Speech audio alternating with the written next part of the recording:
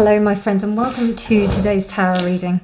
This is a general daily reading for all signs, but the sign that you're here probably means that there is a special message for you. So thank you so much for joining me today. I hope you're doing well today. I hope you're all having a fabulous day. And I hope that you've been enjoying all the picker cards that have been coming recently. There will be another one coming at 3 o'clock today, so do keep your eyes peeled open for that. The transit today is quite interesting. It is Neptune stationing direct in Pisces on the 3rd of December 2022. Now, I'm reading this sideways, that's why it's just taking a little bit long. But Neptune is about to wake up because it's stationing direct, particularly in Pisces. So it can seem that things are a little bit all over the place. Make sure that your to-do lists,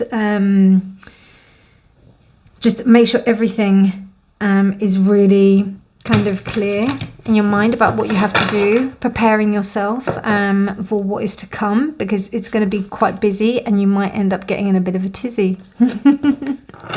Because with Neptune stationing direct in Pisces, that's going to be a lot of water energy, a lot of emotions flying all over the place, a lot of things that are just going to cause us to be in a space where we might not know whether we're coming or going, what we're doing. Anything that's going to need some direct decisive action may be a little bit challenging, so just be aware of that. Obviously we can't stop our lives for what we're doing, but we just need to be aware of what the energy is doing right now. So, but otherwise the moon is in Aries as well, so lots of steam. So there's a lot of interesting potential for steam to happen, meaning things can get very hot and you might not be able to see what's going on. So that's something to think about. But anyway, my loves, I hope you, I wish you all the best with that transit. And let's get on with the cards. God, you can see Neptune Pisces is already doing its thing with me because I'm all over the place. Anyway, let's see what the cards have to say. I'm reading with the White Fly Tarot and we'll be clarifying with the Archangel Light Codes Oracle. Queen of Wands, reversed. Well, yeah, definitely. So we've got Four of Cups, Two of Pentacles, Emperor, the Three of Pentacles,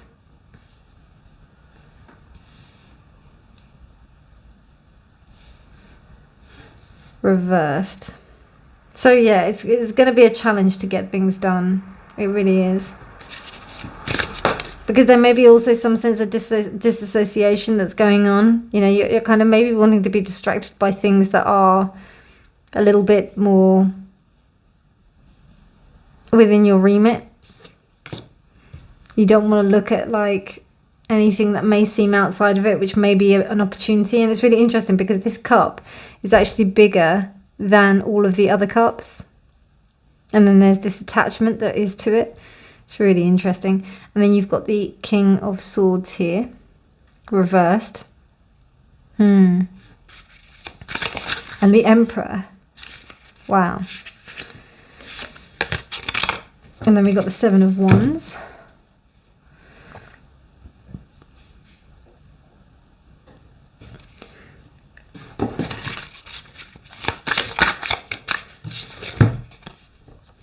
Well, the Empress, okay, reversed. Very interesting. Very interesting indeed. So the divine feminine and the divine masculine aspect are out of whack. It's interesting how we have this Seven of Wands with this kind of warrior woman. So it's almost like the female aspect of the self is having to embody the male aspect in order to survive. Queen of Wands, there may be someone who is being unfair, maybe actually exerting some kind of pressure Also with the King of Swords. It may be more likely that this Queen of Wands energy I'm feeling is more you, because we've got this sense of like avoidance that's happening with this Four of Cups energy, and then we've also got this Seven of Wands energy. So there's this, I'm right and I'm going to look at this way. It's interesting because the Empress is looking that way as well, including the Emperor. All of them are all looking that way. So there is a sense of denial, an inability to be able to work together. And it seems to me that it's about personalities. It's a clash of personalities. Almost that one personality is triggering off the other. So there's this, and there's a lack of balance between the two. It's almost like people are like walking on eggshells, kind of trying to, it's a precarious situation, but one seems to be triggering off the other, and it doesn't seem to work, like no matter what. And it's because, I don't know if one side or either both sides, I think it's both sides, are not able to see the light out of the situation.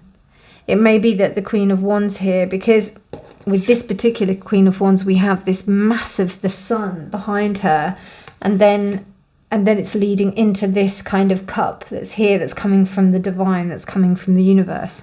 So in that kind of respect of an image going off into that way, it's almost like the Queen of Wands is offering a solution that would turn this Empress the other way round.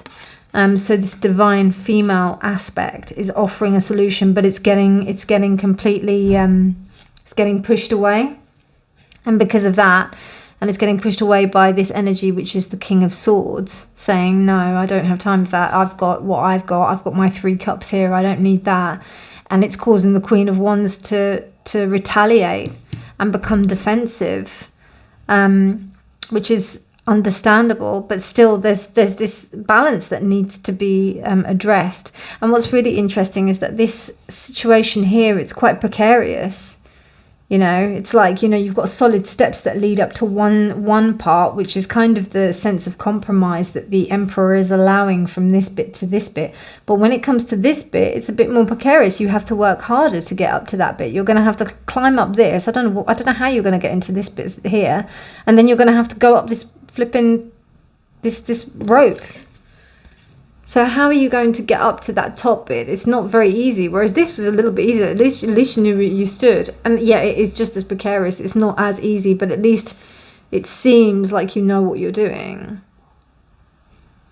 So yeah, it's a bit of a tightrope situation that seems to be going on here, because one energy or person seems to be triggering off the other, and then it's about somebody, I don't know, you both know what the higher ground is. You both know that there's some sense of like, you can't be the reversed King of Swords and be the Emperor at the same time.